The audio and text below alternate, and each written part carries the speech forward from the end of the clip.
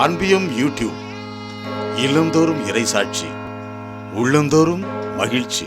Castle கந்தோல்ஃபோவிற்கு சென்றுள்ள திருத்தந்தை ஜூலை 6 முதல் 22 வரை காஸ்டல் கந்தோல்ஃபோவில் தனது கோடை விடுமுறையை கழித்த திருத்தந்தை 14ஆம் லியோ அவர்கள் அதன் பின்னர் ஆகஸ்ட் மாதத்தின் நடுப்பகுதியில் விண்ணேற்பு அன்னை பெருவிழாவன்று சில நாட்கள் அங்கு சென்று தங்கியிருந்தார். செப்டம்பர் 8 அன்னை மரியின் பிறப்பு விழாவன்று மாலையில் திருத்தந்தையரின் கோடை விடுமுறை இல்லமான காஸ்டல் கந்தோல்ஃபோ சென்றார். திருத்தந்தை 14ஆம் லியோ தனது அலுவலக பணிகளை திருத்தந்தையரின் கோடை விடுமுறை இல்லத்தில் செய்ய இருக்கும் திருத்தந்தை 14ஆம் லியோ அவர்கள் செப்டம்பர் 9 செவ்வாய் பிற்பகலில் வத்திக்கான் இல்லம் திரும்புகின்றார். ஜூலை 6 முதல் 22 வரை காஸ்டல் கந்தோல்ஃபோவில் தனது கோடை விடுமுறையை கழித்த திருத்தந்தை 14ஆம் லியோ அவர்கள் அதன் பின்னர் ஆகஸ்ட் மாதத்தின் நடுப்பகுதியில் விண்ணேற்பு அன்னை பெருவிழாவன்று சில நாட்கள் அங்கு சென்று தங்கியிருந்தார்.